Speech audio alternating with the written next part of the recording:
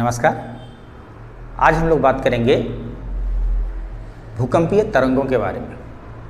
भूकंपीय तरंगों के बारे में जानने से पहले हम लोग यह जानें कि भूकंप क्या है।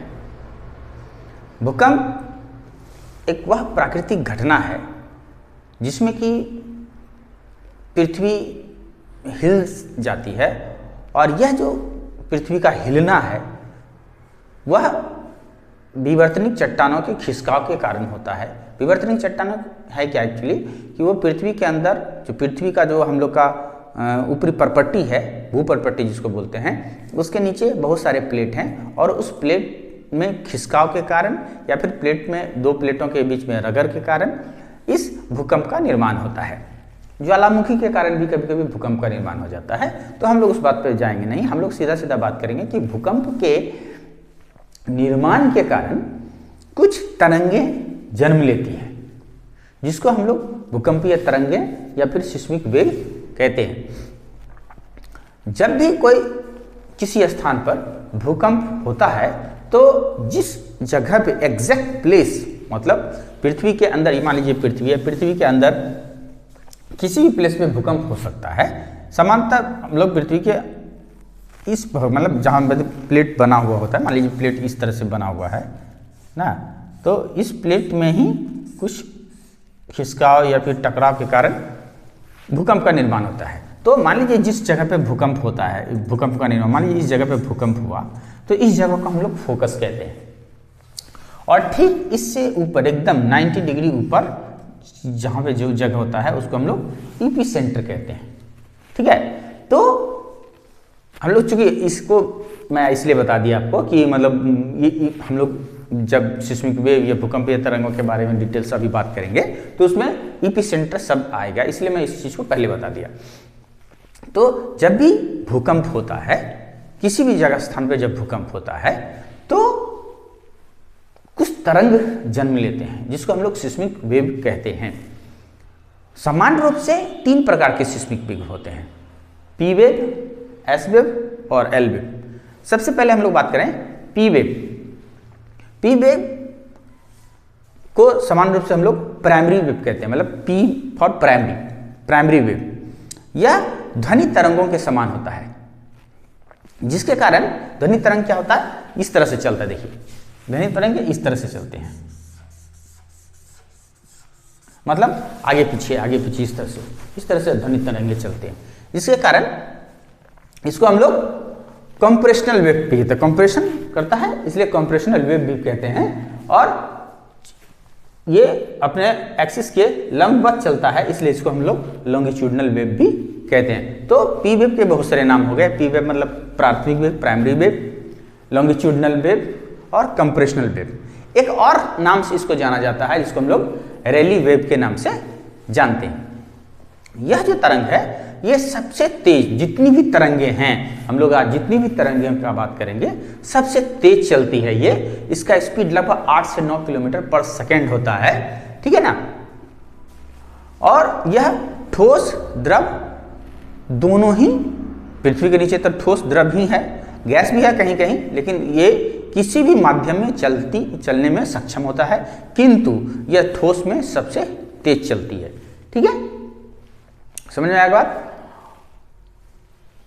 पी वेव ध्वनि तरंगों के समान चलती है, लॉन्गिट्यूडनल वेव के नाम से इसको जाना जाता है, कंप्रेशनल वेव के नाम से जाना जाता है, रैली वेव के भी नाम से इसे जाना जाता है। सबसे तेज होता है, ठोस में सबसे अधिक स्पीड से चलता है, और जब भी भूकंप होता है कहीं भी तो सबसे पहले पृथ्वी के धरातल पर पी वेव ही पहुंचती है, क्योंकि वो नॉर्मल सी बात है, सबसे तेज होती है।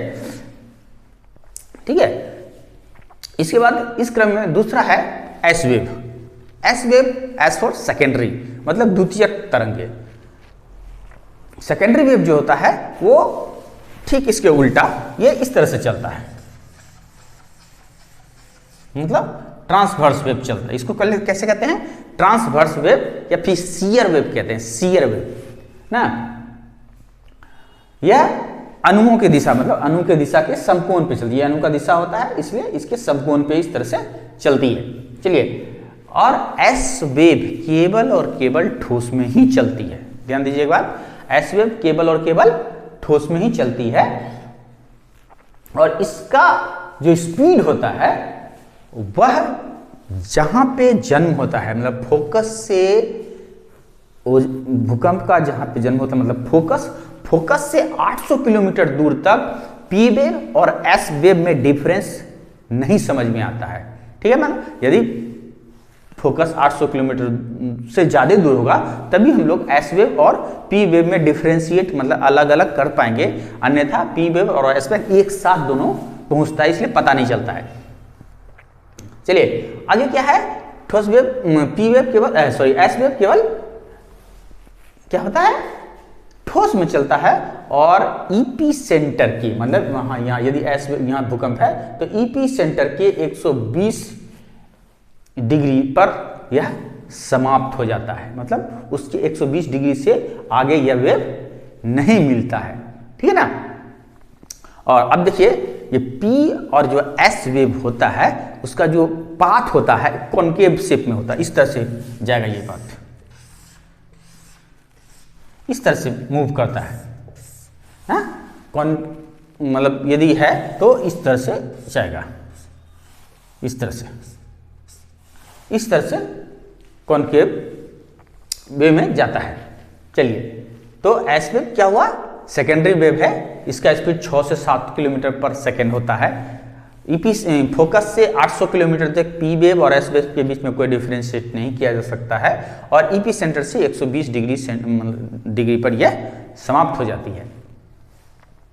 चलिए तीसरा होता है L wave, L for surface wave, long wave भी कहते हैं इसको, क्योंकि इसका जो तरंग होता है बड़ा लंबा होता है, बड़ा होता है, इसलिए इसको लॉन्ग वेव कहते हैं, सरफेस वेव कहते हैं, और यह सबसे ही खतरनाक तरंगें होती है। एल वेव ही है जो कि भूकंप में होने वाले नुकसान का सबसे बड़ा उत्तरदायी कारक होता है। इसका यह जो एल वेव है यह पानी में भी चल सकता है, ठीक है, और क्या होता है, और अधिक गहराई पे ये नहीं पाया जाता है, इसलिए इसको हम लोग सरफेस वेव भी कहते हैं। इसका स्पीड जो होता है 1.5 से 3 किलोमीटर पर सेकंड होता है, और ईपी सेंटर से 103 से 142 डिग्री पर केवल चलती है। 103 डिग्री से 142 डिग्री के बीच में ये केवल अपना भ्रमण करती है। ठीक है, चलिए, और ये जो एल वेव है वो उसका जो पाथ होता है कॉन्वेक्स होता है, मतलब इन दोनों का पाथ जो होता है कॉनकेव हुआ, और एल वेव का पाथ क्या होता है, कॉन्वेक्स होता है, और यह सबसे खतरनाक होता है, सबसे धीरे चलता है, लेकिन सबसे ज्यादा खतरनाक, सबसे ज्यादा नुकसानदायक यह तरंग होता है। इसके बाद जब पृथ्वी के आंतरिक संरचनाओं का बात हो रहा था तो उसमें कुछ ठोस प्रमाण नहीं मिल रहे थे जिससे कि यह बताया जा सकता है कि पृथ्वी के अंदर क्या क्या है। उसी दरमियान 2 और तरंगों का पता चला, पीजी तरंग, एसजी तरंग एवं पी स्टार तरंग और पी एस स्टार तरंग। पीजी तरंग और एसजी तरंग का जो पीजी तरंग का जो स्पीड होता है 4.5 किलोमीटर पर सेकेंड होता है, और एसजी तरंग का जो स्पीड होता है 3.3 किलोमीटर पर सेकेंड होता है। यह पृथ्वी के ऊपरी सतहों में केवल चलती है, और इसके कारण, इसी तरंगों के कारण पृथ्वी के अंदर ग्रेनाइट चट्टानों की स्थिति के बारे में पता चला है। उसके बाद पी स्टार और एस स्टार जो तरंग है, पी स्टार का जो स्पीड होता है पी वेव और पी जी वेव के बीच में होता है, और एस स्टार का जो स्पीड होता है वो एस और एस जी तरंगों के बीच में होता है।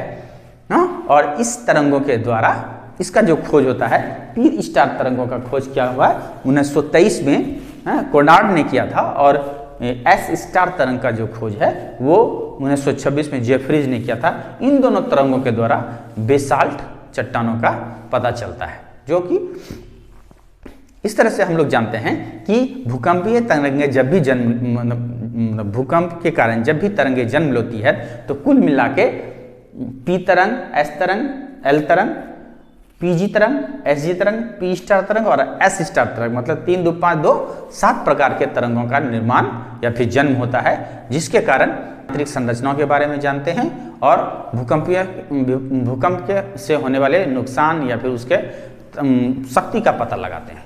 ठीक है, धन्यवाद।